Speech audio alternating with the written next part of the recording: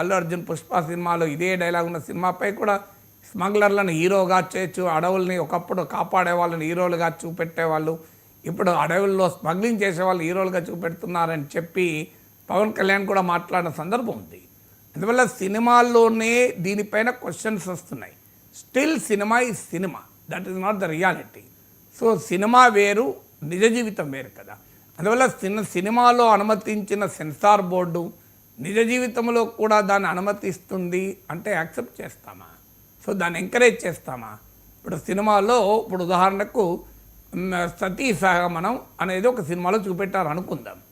ఎందుకంటే ఆ సినిమాలో సతీ సహగమనం అనే సన్నివేశం చూపెట్టారు. ప్రాచీన కాలంలో ఇలాంటి దురాచారం ఉండేది. సో దాన్ని మనం అన్ని వీడియోలలో ప్రదర్శించుకుందాం ఆ సతీ సహగమన విజువల్స్ను. సో అందువల్ల సినిమాలో చూపెట్టడము నిజ జీవితంలో చూపెట్టడం ఒకటి కాదు. రెండవ